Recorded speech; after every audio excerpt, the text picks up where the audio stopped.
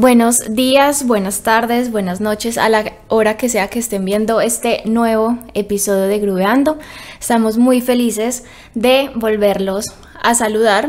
Dani, buenos días, ¿cómo estás? Buenos días, Aris, muy bien, mucha expectativa con esta conversación. Tenemos un invitado que nos va a aportar muchísimo de su trayectoria, una persona que está inmiscuida en muchas actividades artísticas en la ciudad, un gestor cultural, diría yo, ¿no? Sí. José Julián es guitarrista, compositor y gestor cultural de la ciudad de Medellín. Buenos días, José, ¿cómo estás? Bien, ¿y ustedes? ¿Qué ha habido? Todo muy bien, todo muy bien. Como te iba contando ahorita, muy entusiasmados en este proyecto, en este podcast, en esta conversación que está dirigida principalmente, como te decía, a jóvenes, a estudiantes. Lo que nos interesa acá es transmitirles experiencias para que ellos se vayan haciendo una idea de lo que es el mundo de la música. Vivimos como, sobre todo los músicos, digamos, en unos mundos de muchos mitos, ¿cierto? Entonces, gran parte como de la docencia que uno hace con los estudiantes es empezar a derribar esos mitos que tienen acerca de la música. José, contanos cómo empezó tu vida en la música. Ahorita me estabas contando que estudiaste guitarra. Pues sí, pero peladito había como una herencia familiar, no muy cercana pues, pero había como un tío abuelo que era músico y era muy buen borracho, creo que era muy borracho. Primer mito de los músicos, que siempre somos borrachos y bohemios. Ahí está. No siempre. Las generaciones han cambiado un poquito, pero las anteriores, digamos, eran un poquito más fiesteras. Y este tío abuelo tenía un par de hijos, y esos hijos que eran primos de mi papá eran músicos, pues era como una gente con una facilidad y cercana. Y entonces yo creo que hubo ahí como un interés y los papás no miden las consecuencias de darle gusto a un muchachito cuando cree que quiere ser músico. Entonces estuve como en clases de guitarra peladito y eso sí se fue calando adentro. A veces yo pienso que uno no decide muy bien qué quiere, sino que hay gente que nace con facilidades para ciertas cosas y eso lo termina como trazando un sino.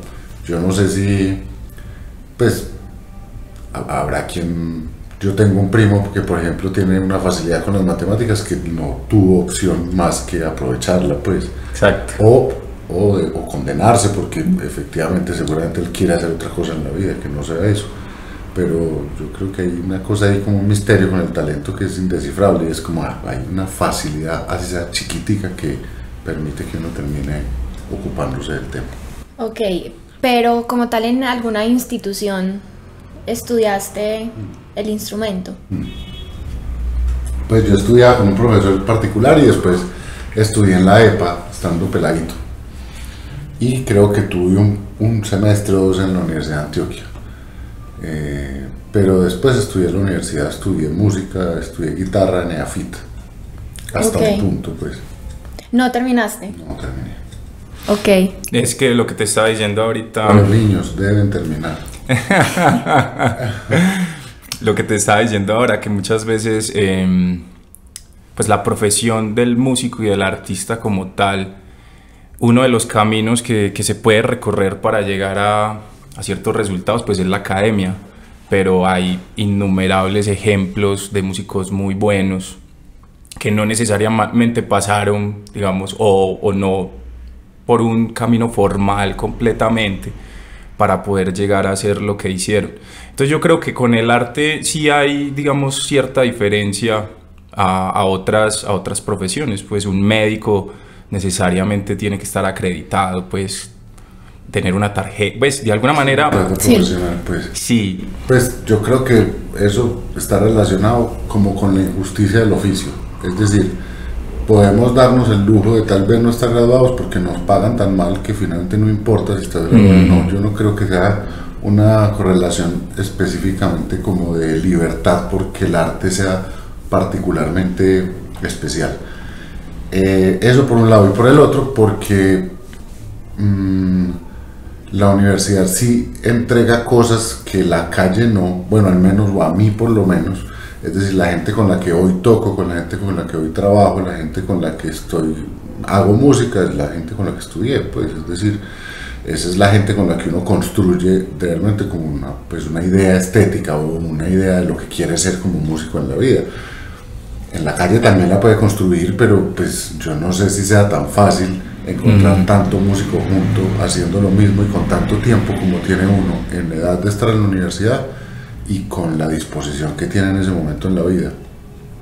Eso yo creo que son parte fundamental. A mí, pues yo no terminé por razones seguramente que hoy no entiendo muy bien, pero a mí me tocó otra universidad distinta, digamos que las opciones no había opciones, es decir, era un conservatorio de música clásica, había guitarra clásica, era muy emocionante tocar guitarra y era una carrera muy estresante, todo el mundo padecía pues cada momento en ese lugar.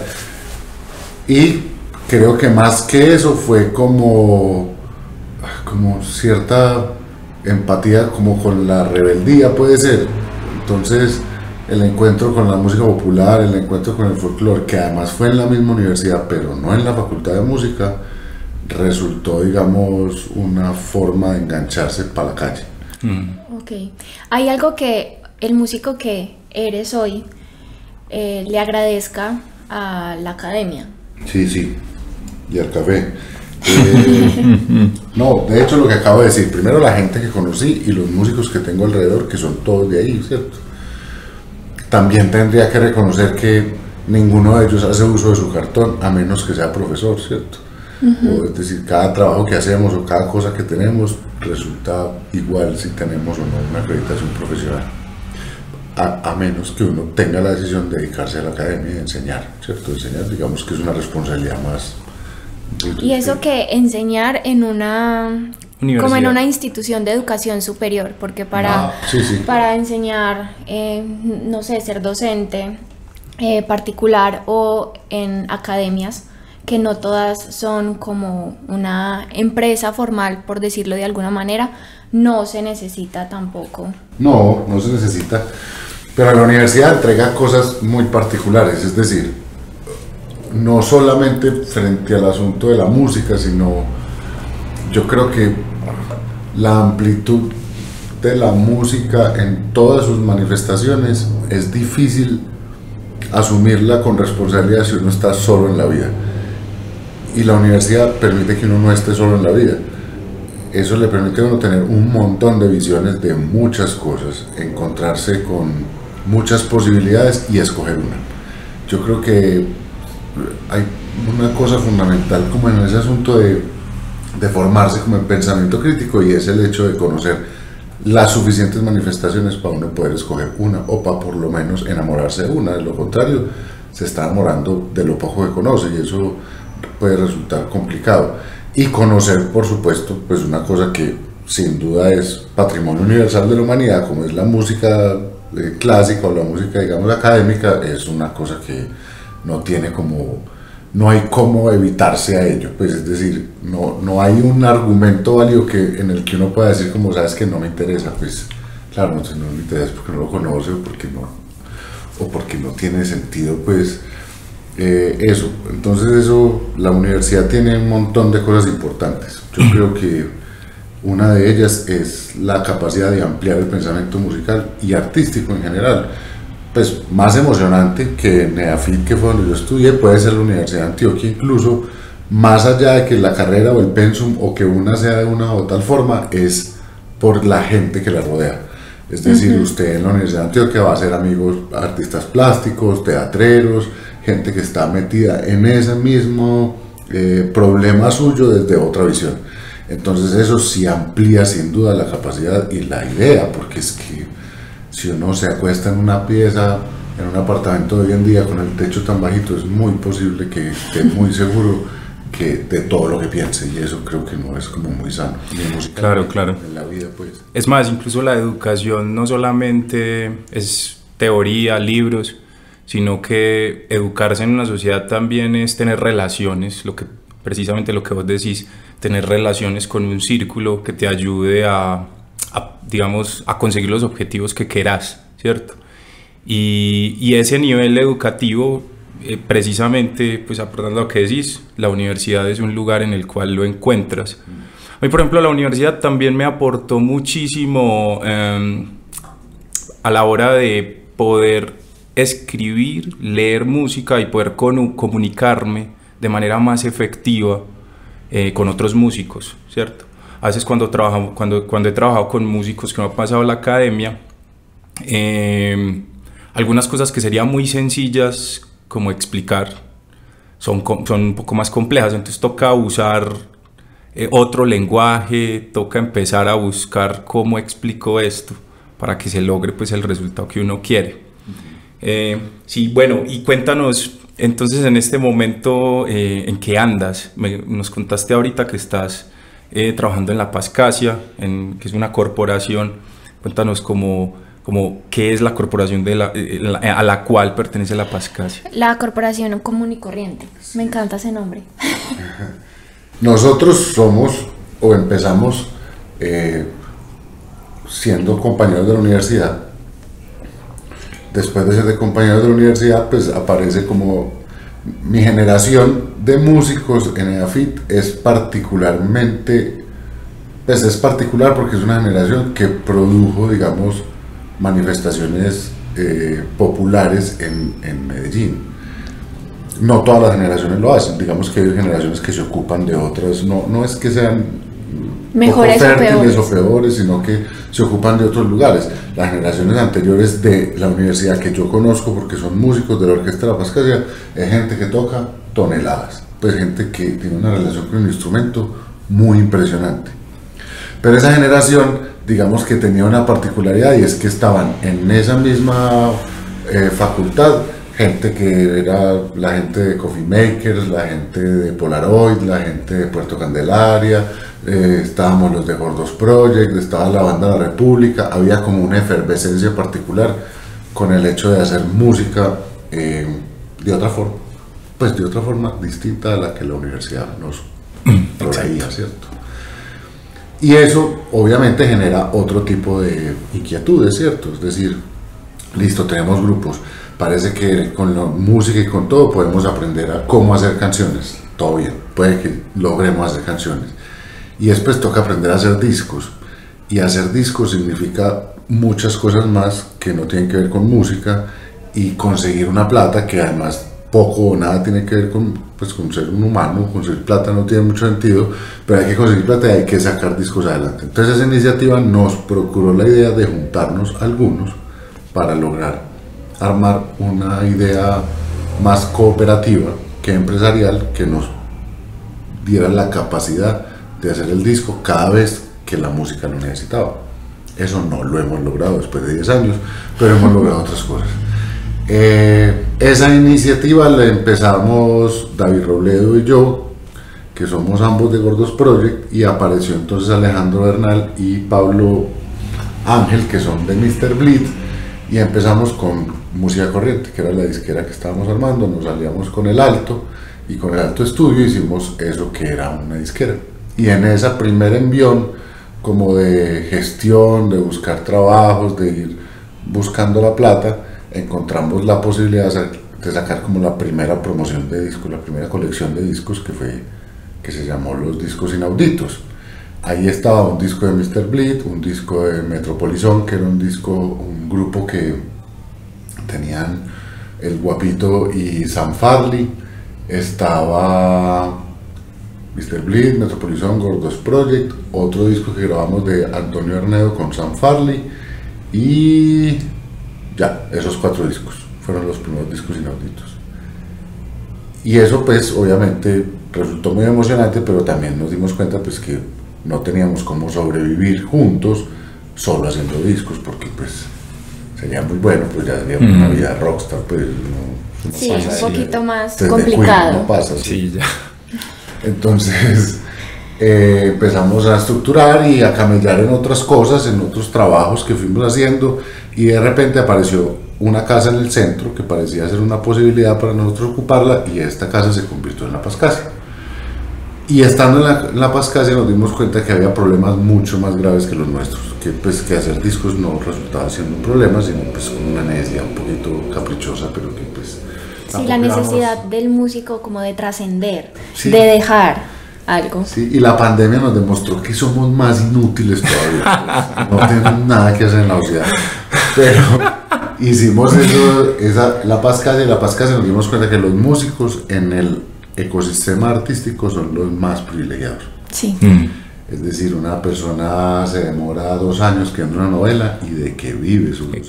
Exactamente. O una persona decide armar una exposición, expone y no vende un cuadro y acaba de perder 2 años de trabajo. Bueno, exactamente. En fin, esas dificultades que tienen los artistas y los escritores, y que además son nuestros amigos, que son las personas que están cercanas a nosotros, que son con las que compartimos, con las que consumimos, digamos, lo que ellos hacen. Entonces dijimos, pues no, esto no puede ser solo nuestro, pues además porque digamos que dentro de las artes hay los personajes que son músicos, intérpretes muy tesos, son unos animalitos silvestres que solo tocan un instrumento.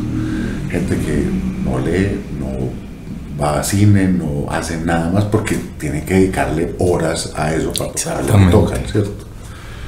Entonces, como esos animalitos tienen la vida resuelta, pues esta gente va a tocar toda la vida y todo bien, pero ¿qué hacemos con todo esto? Entonces armamos una estructura un poquito más grande, que es esta de común y corriente, que es la corporación. Tiene unas líneas de trabajo que son la Pascasia, que es el lugar donde pasan todos estos proyectos que salen, el verso libre, que es literatura, el ojo común, que es artes visuales, y música corriente, procurando que el proyecto, es decir, la corporación es una corporación que lo que hace es hacer proyectos artísticos. Esos proyectos artísticos intentan en su mayoría que sean interdisciplinarios, es decir, que todo lo que salga de literatura tenga una relación directa con la música y las artes visuales, e igual desde cualquier lado que se arranque. Y eso nos ha procurado, digamos, un sello particular. Los discos inauditos, por ejemplo, que fue la primera colección, son discos que tienen en su portada no un diseño, sino una obra de un artista de Medellín, y ahí todos tienen un escritor que se tomó el tiempo de escribir un texto sobre ese disco que se le encargó.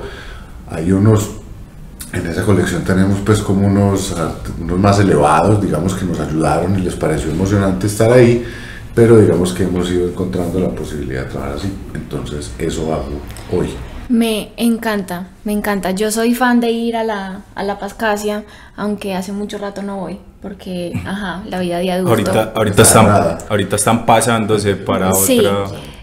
José, yo siempre he tenido esta idea de que el músico se acerca como tal a la gestión cultural por necesidad. Por lo que tú decías ahorita de los músicos que son muy buenos con su instrumento, pero para tener trabajo no se necesita solamente ser bueno con el instrumento, porque puedes estar encerrado en tu habitación tocando toneladas, pero quién sabe que estás en tu habitación y que tocas toneladas, ¿cierto? Como que la gestión cultural es inherente al músico, pero muchas veces no nos damos cuenta de eso, sino hasta que nos damos muchos trancazos, ¿cierto? Yo vengo de una... Vamos a vivir solos. Hasta que nos vamos a vivir solos, sí, básicamente. Porque somos adultos. Yo tuve la fortuna de estar en una escuela de música popular que también tenía esta rama de la gestión muy fuerte, que fue el Tecnológico de Artes de Borarango, ¿cierto? Hoy sí. Tecnológico. Y como que me dejó muy marcada la semillita de la gestión cultural, ¿cierto? Pero yo lo tengo muy claro y vivo como en constante diálogo con esto, porque desde la universidad me lo enseñaron, ¿cierto?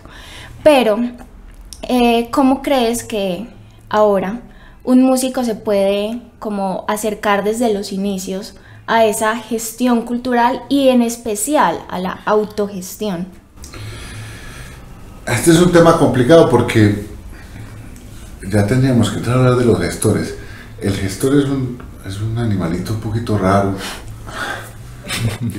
Una vez alguien me dio una definición que me encantó del gestor cultural.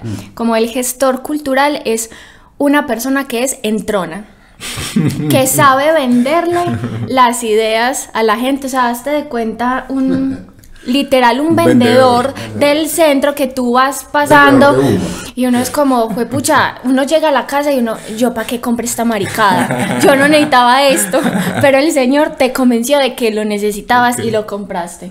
Para mí... Es raro, porque yo les voy a decir una cosa que es muy rara. Los gestores culturales viven mejor que los artistas. No, es cierto, muy Eso cierto. No sé si está bien, entonces yo no sé si estoy tan de acuerdo con eso. Y además, no solamente viven mejor que ellos y tienen sueldos mejores, porque digamos los gestores, muy pocos son independientes. Realmente los gestores tienen trabajos en instituciones grandes. Es decir, cuando yo me tengo que ir a reunir con los gestores de Medellín, es porque son los representantes de las instituciones más poderosas de esta ciudad, sean culturales o no. Y es gente con profundas buenas intenciones. Yo no creo que sean malos, son muy buenos y son muy queridos.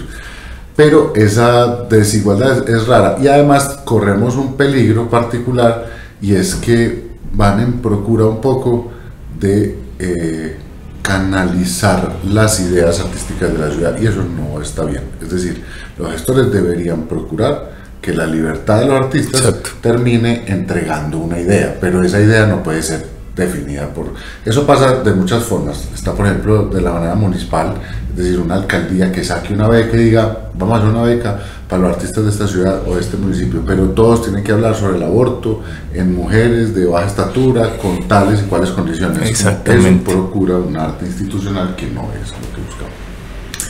Y para ese sí hay plata.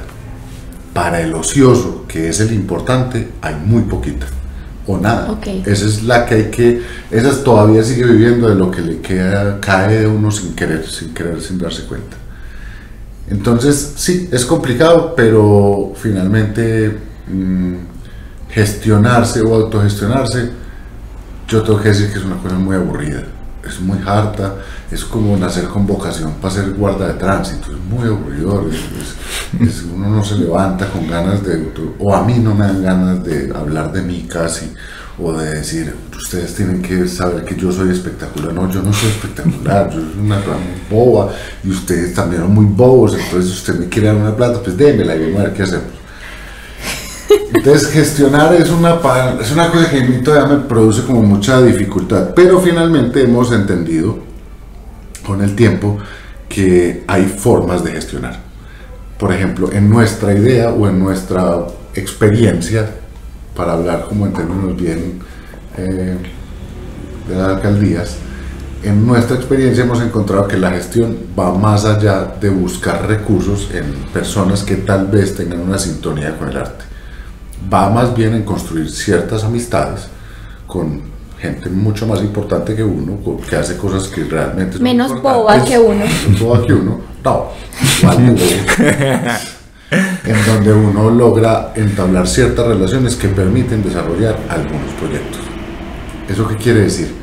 Lo que quiero decir es, más allá de los discos que resultan siendo más ociosos incluso que otras cosas, es como la capacidad de inventarse cosas que de alguna manera tengan un impacto social más que económico, y procurar que otras personas que tienen una capacidad adquisitiva o conocen a quienes se enamoran de ese proyecto y logran que eso, digamos, resuelva necesidades de ambos.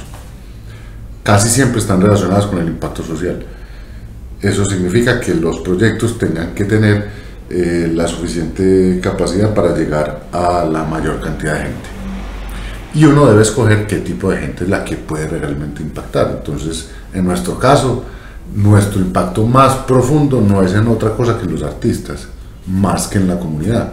Es decir, cuando logramos leer los valores del trabajo anual que se hace en la corporación, lo que encontramos es que el mayor impacto es que se repartieron 2.000 millones de pesos entre este montón de artistas y todos trabajaron de alguna forma vinculados con este proyecto. Pero ahí está el problema, los artistas no son niños pobres ni con hambre. Eso significa que estamos muy abajo en el eslabón de necesidades de las platas que significan, pues, que se usan en términos de impacto social. Entonces hay que trabajar muy duro. Yo personalmente, esto es una apreciación muy personal, creo que está bien que no tengamos tanto, por razones particulares, y es como mucho significa muy institucional. Yo creo que tener mucho poder significa no ejecutar bien las ideas y creo que esa sensación como de resistencia y rebeldía no puede estar, pues yo creo que perdería un montón de capacidades estéticas la gente si estuviera absolutamente cómoda en la institucionalidad, pero pues habrá quienes sí. O sea, la precariedad nos hace buenos artistas. No, creo que precario no es una palabra muy fuerte. Sí, no es romantizarlo. Sí, no, yo no creo que tengamos que estar mal, lo que creo es que no debemos tener poder. Yo sí creo que el poder limita ciertas posturas y ciertas cosas. Por ejemplo, si la Pascasia no fuera absolutamente independiente, de repente no podríamos hablar lo que hablamos o decir lo que decimos. Exactamente. Porque tenemos relaciones mucho más coartadas con los demás. Eso, por ejemplo. Y lo otro que me parece importante de la gestión o de la sostenibilidad, que es como la otra palabra que está muy de moda, yo creo que la sostenibilidad más que económica debe ser estética. Yo creo que en Medellín hay muchos proyectos, pero muchos. Y cada vez hay más, porque digamos en el área metropolitana podríamos decir, yo no sé si en Sabaneta haya las mismas posibilidades en la alcaldía de becas y cosas. Eso ha procurado en los últimos 25, 26 años que la gente entienda el arte, la música, el teatro, o sea, como una posibilidad laboral. Pero yo no sé si en estos 26 años tengamos mejores proyectos. Yo creo que tenemos muchos, estoy seguro. Yo cada vez veo más grupos, cada vez veo más grupos de teatro, más grupos de todo. Yo no sé si tengamos muy buenos. Y eso es parte fundamental de lo que significa sostenerse en el tiempo. Uno no solo se sostiene con plata, porque si su discurso no es, si usted no logra, a ver, se me fue largo esto, qué pena. No te preocupes, no te preocupes. Sorbito de café y eso ahí mismo le vuelve la idea. Está deliciosa esta conversación. Hay una definición de arte que me parece emocionante, que digamos ronda notablemente en nuestras conversaciones en la corporación, y es que un artista es una persona que logra construir un mundo particular. Ese mundo particular que construye resulta tan emocionante que usted se da en la necia de invitar a otros a que lo conozcan. Si usted por el contrario no arma un mundo que no es particular, sino que es un lugar común, y además no es emocionante, sino que es aburrido, pues nadie lo va a visitar, ¿cierto? Eso, digamos, es una declaración que no tiene nada que ver ni con el entorno, ni con el sistema político, ni el sistema económico, ni nada de lo que realmente influye en la situación, pero como definición es muy útil. Entonces, esa puede ser la definición que realmente procura sostenibilidad en los proyectos. Hay un ejemplo que para nosotros es muy importante, que es el Teatro Matacandelas, y que es como un faro de lo que significa hacer un proyecto estable y sostenible en el tiempo, es decir, ya 40 años. De los 40 años es posible que hayan aguantado hambre 15, pero después de esos 15 llevan no sé cuánto da, 25, haciéndolo muy bien, ¿cierto?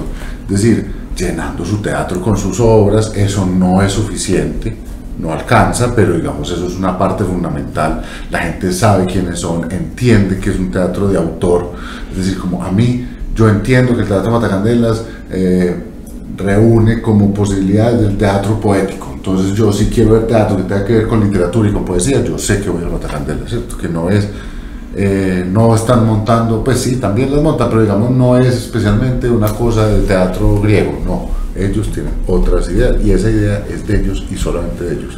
Y nadie más habla como ellos. Eso significa que nunca se van a acabar. Pues a menos que se mueran, pues, ¿cierto? Sí. Entonces, esa es una sostenibilidad. Esa es la sostenibilidad artística, que no tiene nada que ver con la plata. La plata es muy difícil. Es que la plata no es una decisión. Nadie decide ser rico. Si usted decide ser rico, puede que no lo logre.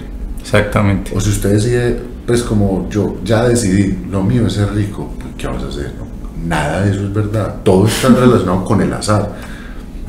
Yo no sé cómo se llama ese tipo que sacó una serie, que es como un humorista músico, que sacó en pandemia una serie en su casa, muy buena además, un tipo divertido, pues, pianista, y hacía unos videos muy bien hechos en su casa con su producción. Está en Netflix, no me acuerdo cómo se llama, No lo he visto, pero lo busco y se los muestro.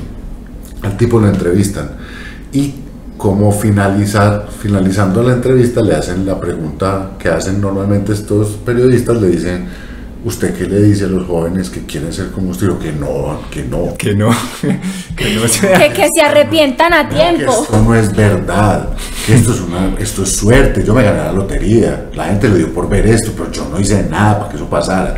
Y puede que si repiten, me devuelven 10 años, puede que no pase, ¿cierto? Entonces, ese es el asunto. Yo lo único que le he dicho a los muchachos es como, ustedes muy feos y muy feas, no pueden ser famosos. Ser músico no significa ser famoso. Bajo ninguna circunstancia. Ser famoso no es una decisión, es una casualidad o un azar. Eso es otro de los mitos también que rodean muchísimo el arte, en especial a los músicos, como ser músico es esta vida de rockstar, de tengo un concierto todos los días. Sí, pero sin plata. Sí, también.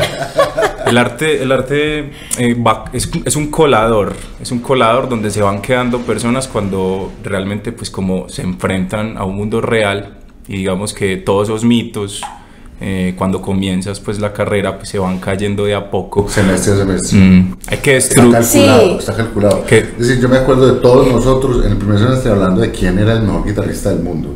En el segundo semestre, a mí ya no me importaba quién era. Exactamente. Entonces yo ya ni siquiera quería saber quién era. Pues, o los violinistas pensando que cuando se graduara iban a ser el primer violín de la Filarmónica de Berlín. No. Pues es decir, no. Sí, pues, exacto. Entran 40 y se gradúan 8. Exacto, sí, porque es un camino de resistencia y es lo que vos decís, pues hay que tener digamos, ni siquiera tener una pasión, es encontrar un camino estético que sea lo suficientemente poderoso para ti, que no te aleje a eso, y ese camino no necesariamente es bonito. No, eso la vida es horrible. Sí. Es decir, estar vivo es una cosa muy difícil. Sí. ¿Por qué va a ser distinto ser músico? Y yo creo que sí hay que quitarle 2 rayitas de divinidad al arte. Sí, No, hay que tratar de bajar también al artista, hay que bajar al artista al mundo real, ¿cierto? Que no es un mundo de Billboard, ni es un mundo de Grammys, ni es un mundo de un montón de plata, ni de jets, pero esas cosas llegan, como decía José, tal vez por azar. Porque pues un premio no es. Eso tampoco no es como. Y hay una cosa que me parece una manipulación moderna muy dolorosa, que es esa sensación de que la gente tiene que cumplir los sueños. Los sueños estadísticamente no dan. Exacto. No dan. Es decir, dentro de un niño, un grupo de estudiantes, hombres en quinto de primaria, el 80% quieren ser Messi. ¿Cuántos Messi hay? Uno. Exacto. Y para ser Messi hay que ser el mejor jugador del fútbol del mundo. Pues, exacto. Bueno, ese es otro ejemplo buenísimo para entender lo que significa el oficio. Para ser el mejor jugador de fútbol del mundo, que el fútbol sigue siendo una manifestación cultural, hay que ser el mejor jugador del fútbol. Es decir, para usted ganarse el Balón de Oro se tiene que sacar a Messi. Si no lo saca, no lo gana. Para ganarse un Grammy usted no tiene que sacar a nadie. Usted ni siquiera tiene que ser buen músico. Pues es que mira que lo que decías ahorita del azar, estoy totalmente de acuerdo, y aparte porque siento que es como un cúmulo de muchísimas cosas, como estar literal en el lugar preciso, a la hora precisa, para conocer a la persona adecuada que te va a presentar a otra persona, y esta otra persona va a hacer un proyecto contigo, y es como una... Pero además que ese azar te coja con plata, porque no es barato ser famoso. Sí, no, eso es una inversión muy alta. Muy es alta. Decir, yo no sé si esto es para decir, pero es conocido que claro, digamos que hay también un sistema de lavado de plata con los reggaetoneros emergentes. Claro, pues, pero, obviamente. Pero, además el reggaetón, que a mí no me preocupa como género, no me estresa, no me parece molesto, está bien que exista, me parece maravilloso. A mí me molesta es el sistema que ingeniaron para que nadie los pueda mover. Y ahí ya me pongo resentido, sin miedo. Es decir, esto es capitalismo de la peor calaña, porque es una sola persona.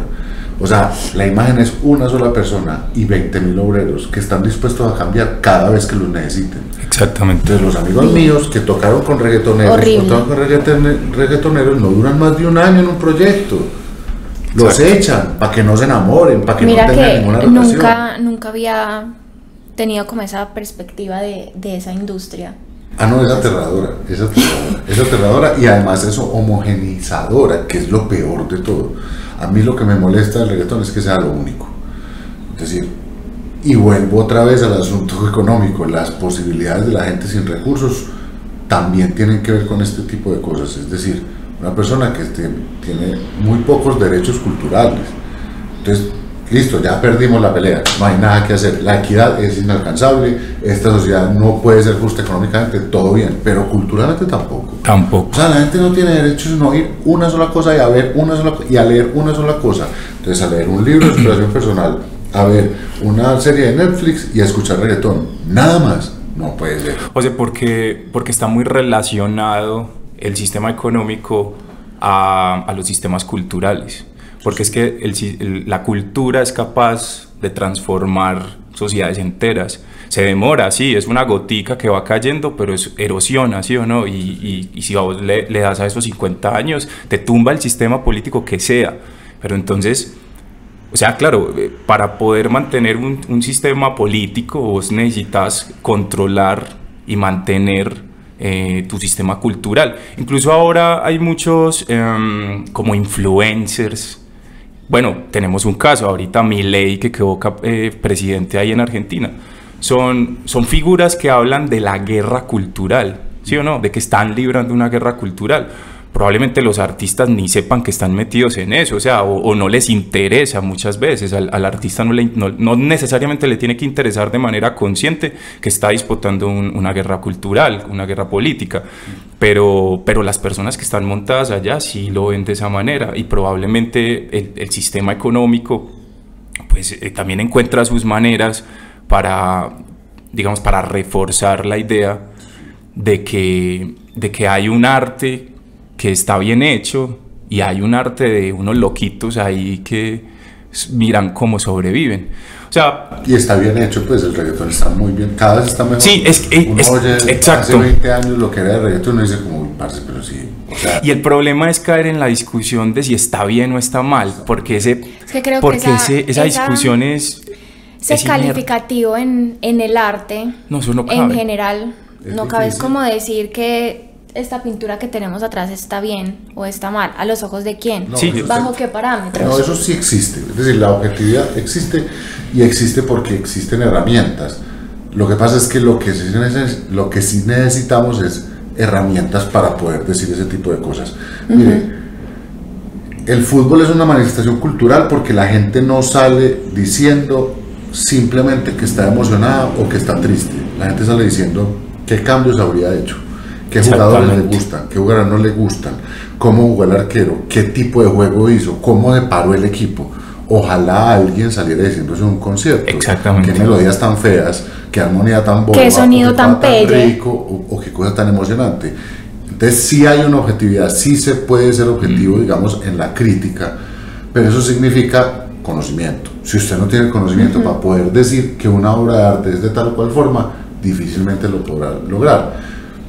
Entonces, más allá de eso, es como hay una manifestación particular con el reggaetón que es sobre todo económica y es viciada.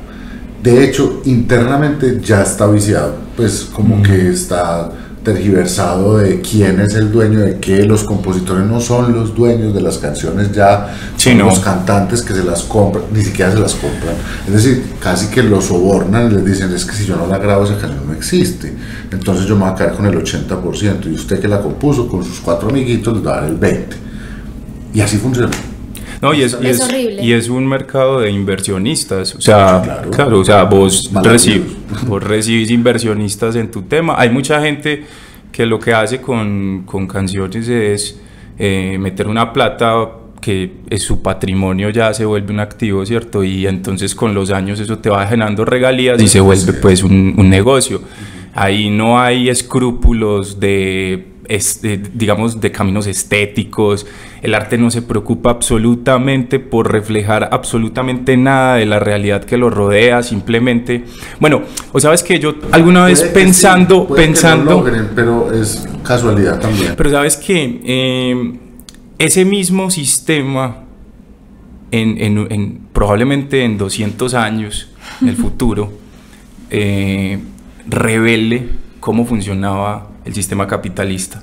O sea, Cuando el humano del futuro vea el arte actual y compare ese arte con una narración histórica o antropológica de lo que estaba sucediendo, diga, ve, pero este arte que era el famoso, que era el popular, no tiene nada que ver con ese mundo, ¿qué pasaba? Entonces, en esa contradicción probablemente alguien diga, lo que pasa es que ese arte lo que trataba de hacer era ocultar ese mundo, porque hay un sistema económico atrás que no le interesa que ese mundo cambie, ¿cierto? Porque hay, digamos, un sistema piramidal. De lo que dijiste ahorita hay miles de conversaciones sí. que me parecen supremamente interesantes.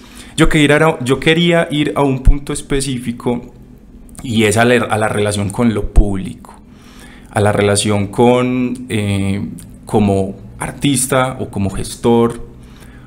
¿Cuál es la relación con lo público que vos sentís en esta ciudad? Porque alguna vez me acuerdo de una conversación que tenía con un amigo que tiene, pues digamos, como unas inclinaciones muy de derecha, muy capitalistas, y entonces el hombre me decía, es que los artistas tienen que saber que viven en un mundo, ¿cierto? Y que tienen que cumplir un rol utilitario en ese mundo. Entonces, ¿qué vamos a hacer? Los vamos a mantener. Y yo le decía, lo que pasa es que el arte...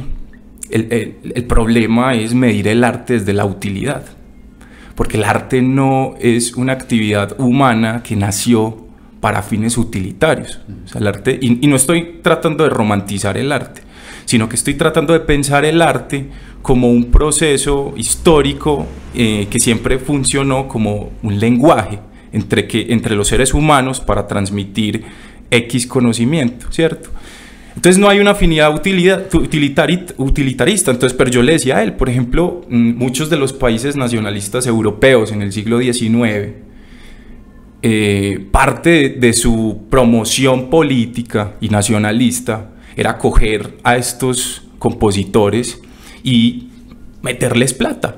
O sea, Beethoven vivió casi toda su vida con una pensión vitalicia, porque Alemania lo que quería era que Beethoven hiciera Alemania gigante. Si Beethoven no hubiera tenido eso, no hubiera hecho lo que es, o no hubiera podido, o no hubiera tenido las condiciones contextuales para poder crear lo que creó. Entonces yo le decía a él, si vos tenés un Estado que no piensa en la construcción histórica de su gente a través de sus artistas, y tratar de que su cultura de alguna manera sea como un sistema que sirva para pegar, que sea cohesivo entre la gente, que cohesione, digamos. Si vos no pensás en eso, entonces va a llegar otro país de afuera y va a hacer ese trabajo por vos, porque hay países afuera que invierten plata culturalmente para poder colonizar culturalmente a países que no lo hacen. Y entonces eso es lo que vimos acá. O sea, nosotros tenemos acá una idea del arte que viene de Europa, eurocéntrica, y tenemos una idea del arte que viene de Norteamérica. Eso no lo sabe, pues no es, digamos, incluso nosotros. O sea, a mí me encanta el rock, pero el rock de dónde viene, viene de otros lados. Y yo no estoy diciendo que eso sea bueno ni malo.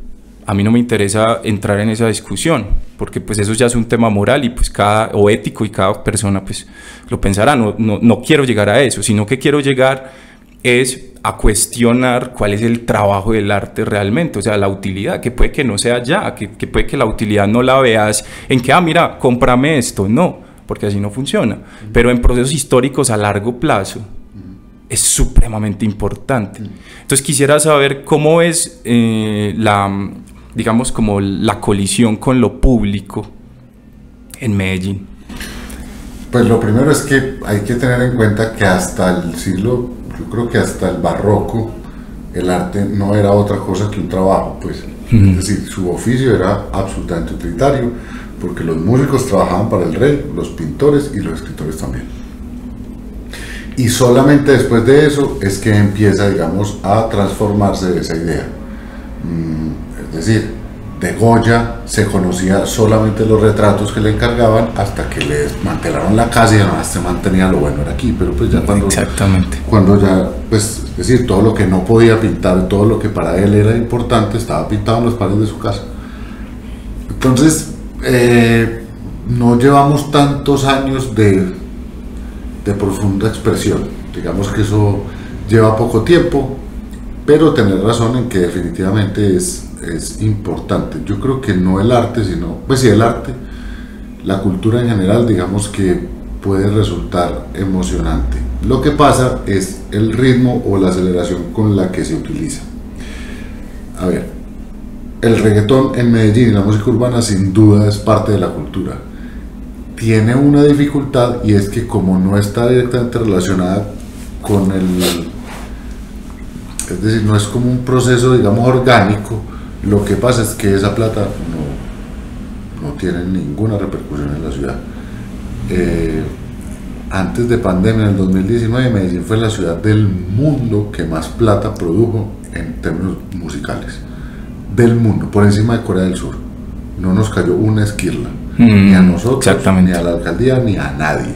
Es plata que pasa por encima del cielo, como muy parecida al narcotráfico. Nada tenemos que ver con eso. Sí, Medellín es como el letrero. Medellín es el letrero, y aquí están los productores. De hecho, además casi todos están en el sur. Entre Envigado y Sabaneta viven todos esos pelados que hacen el reggaetón de todas las estrellas del mundo. Pues es que no es un mito, es verdad, viven aquí y es gente muy talentosa, sin duda lo son.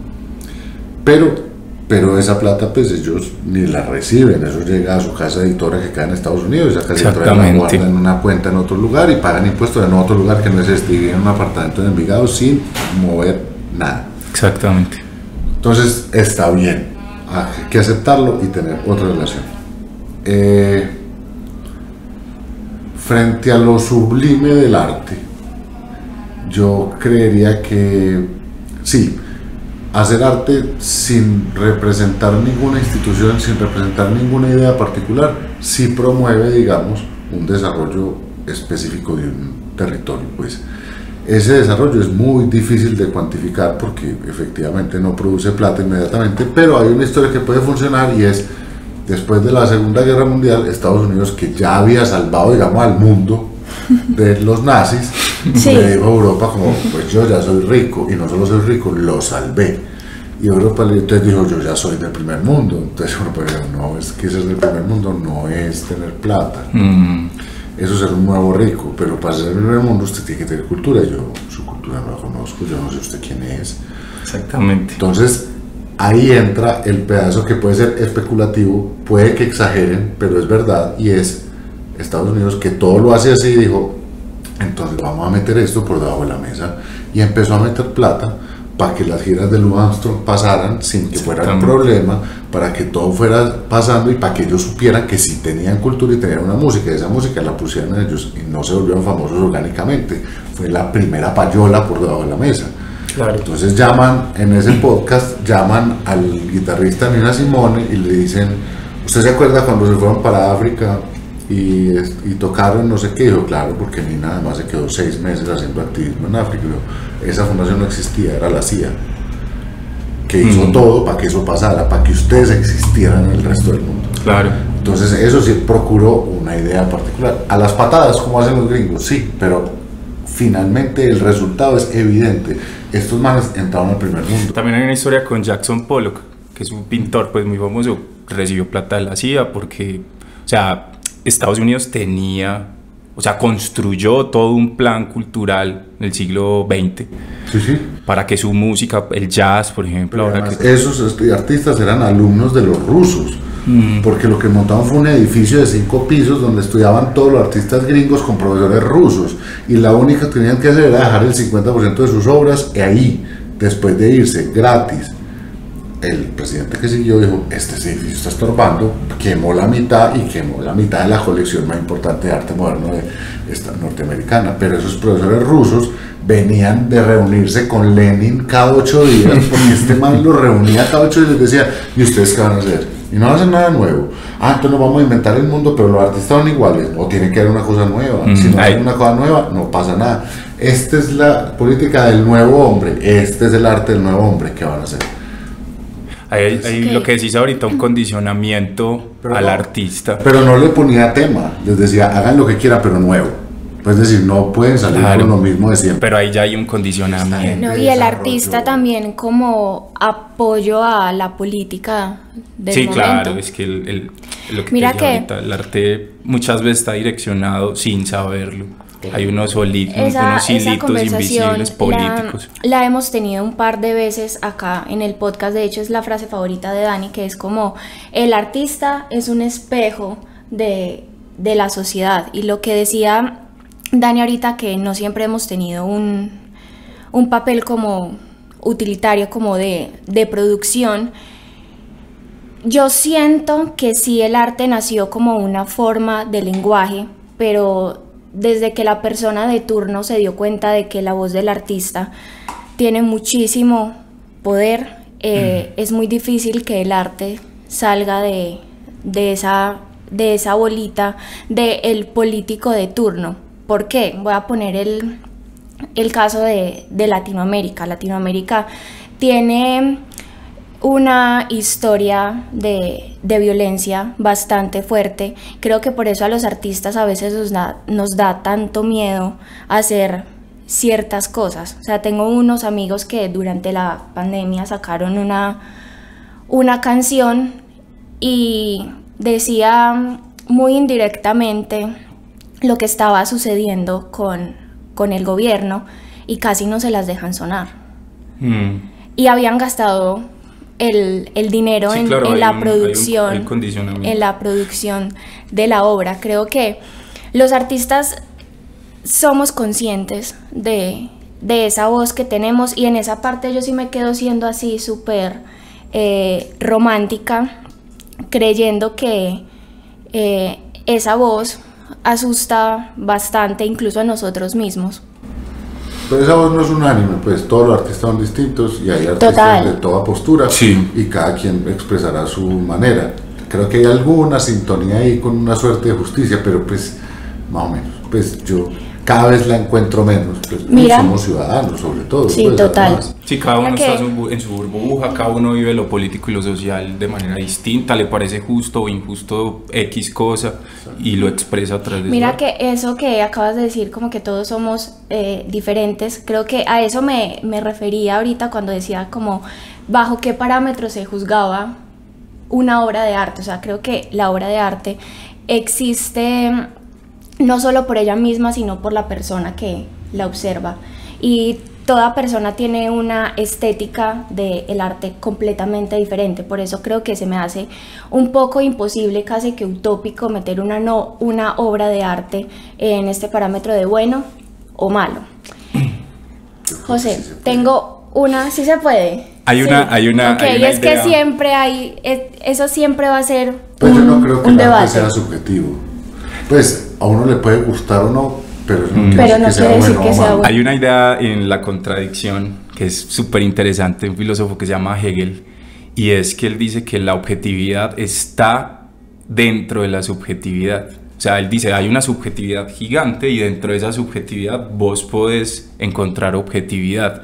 Y entonces es contradictorio, es porque nosotros pensamos esos dos términos como si fueran Algo separado. como si fueran contrarios, ¿cierto? Como si fueran opuestos.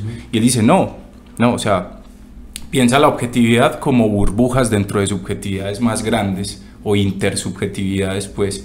Y a mí me parece súper bacano. No, además porque la técnica existe, la técnica no es un invento. Exacto. Y no es subjetiva, usted sabe quién toca bien o quién toca mal, Sí, sin exacto. hacer mucho esfuerzo. Y eso ese es el gimnasio, digamos, es decir, usted dedica unas horas del tiempo en esto, le rinden o no le rinden frutos, está demostrado, esa es la hora de interpretar su instrumento. Y eso pues va más allá, digamos que eso es una porción chiquita de todo lo que significa ser un intérprete o un músico. Entonces sí hay argumentos particulares que logran definir, o sea, la crítica de arte existe y es emocionante, y nosotros no la conocemos, nunca Sí, la hemos tenido. total. Es decir, a mí me encantaría que hubiera una persona, música, pues dedicada a escuchar los discos que salen, a criticarlos y a volverlos nada, pero con argumentos. A decir, Ok. pues este disco es lugar común, es la misma melodía, el disco anterior es una cosa. Dani, no otro funciona podcast cualquier para cosa. volver mierda. Ay, no, mentiras. Delicioso, estructural. Pues, y lo mismo, porque mira que es importante. Los críticos de arte famosos de la historia de la humanidad son muy Por ejemplo, Avelina Lesper, que es americana, que los odia a todos. Pues odia todas las manifestaciones de arte contemporáneo. Para ella es lo peor que ha pasado en el mundo. Pero ella tiene una postura de ella frente a ese asunto y dice como, pues no están trabajando. No, y seguramente tiene un montón de conceptos encima. La crítica lo que genera después es construcción. O sea, es como, listo, a partir de... compasión. A partir de esto que estoy destruyendo, entonces voy a empezar a construir cosas distintas. No, los críticos son supremamente importantes. Somos muy llorones. Sí. José, tengo una pregunta. Señorita. Por allá, en el año 2017, si no estoy mal, se aceptó una ley, la ley 1834, más conocida como la economía naranja. Yo quisiera que tú, una persona que lleva tanto tiempo inmiscuida en el tema del arte, de la gestión, de la música, etcétera, etcétera, nos contara desde su punto de vista si esta ley sí ha sido de beneficio o no para los artistas, o si nos falta incluso aprovecharla porque no la conocemos a profundidad. Bueno, lo primero es que voy a contestar a la pregunta anterior muy rápido porque no la contesté, y es: todos tenemos una relación con el Estado de alguna forma. Nuestro trabajo como gestores, digamos, de nosotros mismos es reducir esa dependencia en su mayor capacidad cada vez más, ¿cierto? Las, digamos, entidades culturales saludables financieramente son entidades que reconocen en su funcionamiento algo así como el 20-25% de ingresos de recursos públicos. Conforme usted baje eso, es mucho más saludable para usted porque ya no depende de quién esté ahí. La economía naranja, o sea, las industrias creativas, es... Yo intenté leer ese libro, es imposible de leer, es un cuadro sinóptico de principio a fin que no tiene sentido en ninguna de sus partes, pero no importa. Eso no tiene malas intenciones, o uno quisiera creer que no las tiene. Es decir, ellos en su espíritu lo que pretenden o lo que quisieran es que, más allá de que les importe la cultura o les importen las manifestaciones artísticas, reconocen en ellas posibilidades económicas. Es decir, están partiendo una torta y la están partiendo sin nosotros, y está bien. Yo creo que el Estado podría ser parte de esa torta, invirtiendo y ganando de ambos lados. Pero eso es básicamente lo que pasa, como así yo estoy viendo que aquí hay unas cosas que funcionan súper bien, como Netflix, como el reggaetón, como tal otra cosa, y eso está dando plata, y esa plata no se puede quedar como en el aire. Hay que procurar que en un país pobre como el nuestro, donde hay un montón de gente con desempleo y con muchas necesidades, de repente se ocupe también de ocupar esas plazas, y eso nos procure una maquinaria que funcione. Esa, digamos, es lo que creo yo que es la buena intención de los gestores y creadores de esto, que además vienen de circuitos o de círculos muy particulares porque trabajaban en el Banco Interamericano y porque tenían una relación directa con la economía y no con el arte. Ese es el primer error. Y que nunca le preguntaban a nadie. ¿Qué pretende? Que las manifestaciones artísticas pasen de ser manifestaciones artísticas a que por lo menos sean empresa, y que a través del tiempo, a través de ciertos préstamos o ciertas, ya no son becas, sino que son platas que tienen retorno, usted logre hacer sostenible su empresa.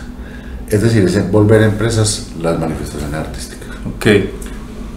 Pero con la condición que tienen todas las empresas, que sean rentables. Que tributen. No solo que tributen, que sean rentables. O sea, que usted de verdad, digamos que solo vamos a hablar de buenas intenciones, usted en 10 años viva de eso, haya pagado esa deuda y esté tranquila y vaya a seguir adelante en su vida porque usted ya montó eso. Esas son las industrias, y que esas industrias que usted vaya a montar tengan una relación directa con la parte creativa del cerebro. Punto. Esa es la economía naranja. Yo creo que existe, pero que no somos los artistas. Yo creo que las economías creativas o la economía naranja está muy bien diseñada para que funcione el diseño de modas, por ejemplo, el desarrollo de software, como todas las industrias que tienen un componente creativo particular, pero que no están dedicadas a la creación de manifestaciones artísticas. Porque esas sí son pequeñas empresas que seguramente con una inversión muy corta pueden llegar a ser medianas o grandes, y todo bien y muy bueno. Creo yo, no estoy seguro, y no sé si estoy insultando a la gente de este tipo de áreas del que estoy hablando, pero hay gente que, pues ya, ahí ya se pregunta uno, como si será que todas estas emprendimientos de ropa, por ejemplo, en Medellín, en la Vía Primavera, son de verdad emprendimientos que llegaron hasta ahí a través de sus gestiones, o el papá montó el almacén y ahora cómo van a sostener eso. Claro. No tengo ni idea. Puede que haya unas que sí, otras que no, pero creo que ellas tienen muchas más posibilidades que nosotros, sin duda, en sacar adelante ese proyecto. Pero entonces aquí viene el problema. El arte hace parte de la economía naranja. Entonces, ¿qué es lo que estamos haciendo? Básicamente, en un ring de boxeo estamos poniendo a competir a Betty la Fea con el Teatro Matacandelas. Le van a pegar una muenda que no van a poder ni hablar. Claro. Es decir, no podemos someter a manifestaciones artísticas que su razón de ser y su voluntad está hecha para dejar una huella seguramente difícil de encontrar, que hay que buscarla, a que compitan con cosas que son de consumo masivo, rápido y eficiente. Entonces, ¿qué va a pasar? Que todas las manifestaciones que van a querer entrar en esta misma disposición, lo que van a tener que hacer es adaptar sus contenidos a este tipo de cosas para que todo se convierta en entretenimiento. Entonces ya no hay espacio para el ocio, ya no existe la contemplación. Experimentación. El ser humano es un bobo, pues no hay necesidad de ser un humano, pues lo que tenemos que hacer es máquinas que produzcan posibilidades. Entonces ese enfrentamiento va a resultar siempre, digamos, injusto. Entonces la economía naranja fue un fracaso estrepitoso, me parece a mí, porque digamos que está Cocrea, que podría ser como la matriz de esa idea, que tiene una buena idea y que puede funcionar, que es esa de Cocrea. Lo que hace es que los proyectos que uno presenta artísticos entran en una base de datos donde empresarios deciden apoyarlos por una deducción de impuestos, una deducción tributaria interesante, ya no como la de antes, que no es interesante, sino una más parecida a la que tiene la ciencia y a la que tiene el cine. Es decir, ahora sí, si yo pongo 100 millones de pesos aquí, es posible que ya no me cobren el 33, sino que me cobren nada e incluso me gane un poquito. Entonces se vuelve interesante lo de Cocrea, pero es un banco todavía un poquito fértil, porque nadie invierte o porque no funciona tan bien como quisieran. Y las otras platas de la economía, esos bancos, el banco que prestaba, que era a través de la economía naranja, era plata más cara que en Bancolombia, pues, entonces tampoco tenía mucho sentido. Sí, yo siempre pienso, cuando hablo de estos temas culturales y artísticos, que uno llega a una base política, y que dentro del arte hay una pequeña trinchera artística que todavía es como un medio de resistencia, o que todavía está, ni siquiera es por lo que hagan los artistas en sí, sino es porque existe todavía gente que está remando contra unos sistemas económicos que ya están impuestos, que, como te decía ahorita, son utilitaristas, y pues ahora el arte se reduce a entretenimiento, ¿cierto? Y no hay espacio para la experimentación. O sea, muchas veces un artista se parece mucho a un científico porque necesita espacio, necesita tiempo, necesita un laboratorio, necesita años de su vida pensando qué va a hacer, y eso implica ocio. Y el ocio, o la pereza, es una palabra que le incomoda mucho a la persona. Pero eso no es pereza, actual. Pues. Está bien. Pero es una palabra que la gente transforma. Ocio lo transforma en pereza, pues. Y es una palabra que en un sistema productivo, pues a todo el mundo le incomoda. Le genera como estos manes, ¿qué? Estos manes estorban, sí. Y es una posición y es una visión de vida que, como te digo, pues todavía es una trinchera de resistencia. Yo creo que cuando esta generación, que de pronto somos los últimos, o no sé qué vendrá en el futuro, pero probablemente pues No, nada. No hable del futuro de Nicolás. se va acabando. Sería muy triste pues como que el arte se reduzca simplemente a entretenimiento. Eso sería como decir, esta juventud ahora no sirve para nada. Es absurdo, porque yo creo que la juventud de cada lugar sirve para mucho. Es decir, esta juventud del siglo XVI definitivamente no sirve para nada, pero pues seguramente sí sirvió. Pues es que eso es como también una contra la godez. Pero sí, pues es decir, yo no creo que haya problema en que la gente disfrute las manifestaciones, pero sí me parece muy delicado que hayan tan pocas manifestaciones. Eso sí me parece.